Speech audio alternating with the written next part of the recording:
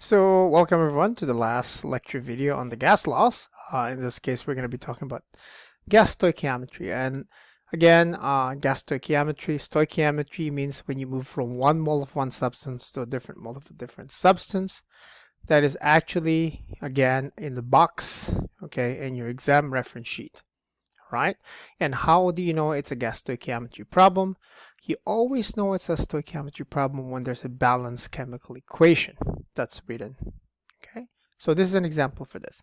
So you have gas stoichiometry. So the question is how much grams of C6H6, which is benzene, is needed to create 500 liters of carbon dioxide at this term called standard temperature and pressure. Standard temperature and pressure is 273 Kelvin and 1 atmospheres. Okay, 270 Kelvin is also equivalent to 0 degrees Celsius, and 1 atm is obviously the same as 14.7 pound per square inch, which is also the same as 101,325 pascals. So a lot of this, obviously a lot of this units can also vary, but again, the basic for this one is 270 Kelvin and 1 atm, and that's called standard temperature and pressure. So the first thing is we need to we need to convert this liters of carbon dioxide into moles of carbon dioxide using the ideal gas equation. So again, N, okay, equals PV over RT, right? PV over R, the gas constant, times T.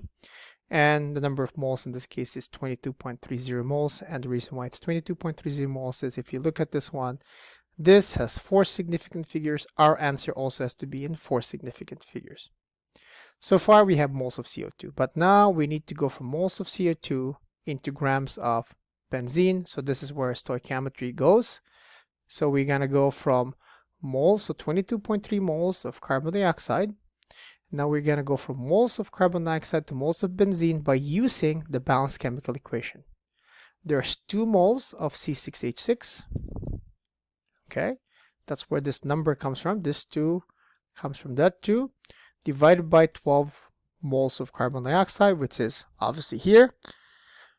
Okay, and we multiply at the end because we're looking for grams. We're going to be using the molar mass of C6H6. So if you take 12 times 6 plus, in this case, 6, you should be approximately around 78 grams. And if we do the stoichiometry again, or in this case, just the stoichiometry, we should get 290.4 grams of benzene. And again, the reason why that is because we need to have 4 significant figures in this case. So any form of gas stoichiometry either ends or begins by using the ideal gas equation. So in this case, we started with the ideal gas equation. We ended with stoichiometry. In this next example, we are going to start with stoichiometry first and ending with the ideal gas equation. Okay? So how much liters of O2 is needed to yield 120 grams of water at 300 Kelvin and 6.2 atm? We're still using the same balanced chemical equation. We are going to table these 2 units until we use the ideal gas equation. So right now, all we're going to be doing is we're going to go from grams of H2O to moles first of O2. Okay, and again, it's stoichiometry. All right, maybe I should erase this so it doesn't look terrible for you. So again, we go 120 grams of water to divided by the molar mass of water, which is 18 grams. Okay, and obviously in stoichiometry, you always use the balanced chemical equation once. And again, this 15 is the 15 in front of O2. The 6 is the 6 in front of water.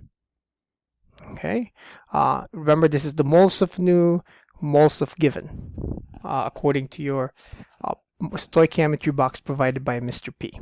All right, and again, 4 significant figures. Okay, wow, I actually need to have 4 significant figures here. I should probably have written this down as 16.70 moles of O2. Okay, so far so good.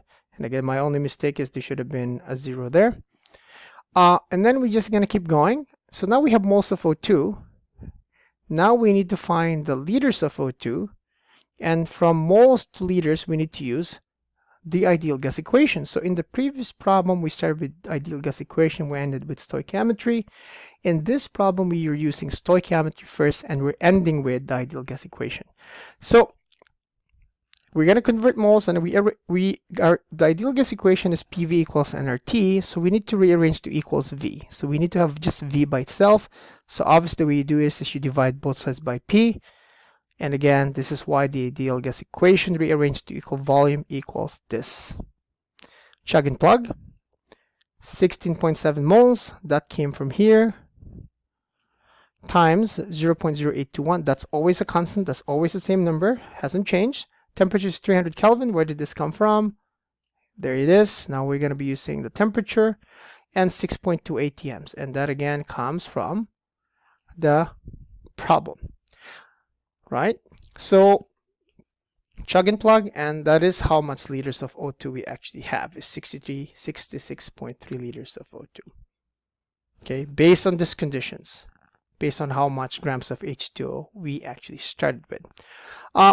The reason why initially when we have grams of water or so on and so forth, like in this case also when we actually have grams of benzene, the only things that are affected by temperature and pressure are gases. So if you go back, this is actually a liquid, that's a gas, that's a gas, that's a liquid, okay? So the only two, in this case, species in the balanced chemical equation that you can use ideal gas equation directly are these two gases, okay? These two can only be calculated using stoichiometry, okay? So again, you can only use, again, gases are the only ones affected by temperature and pressure. All right, I hope this makes sense. Again, if you haven't have any questions of this complicated math, you can always email me. You can always talk to me during virtual office hours.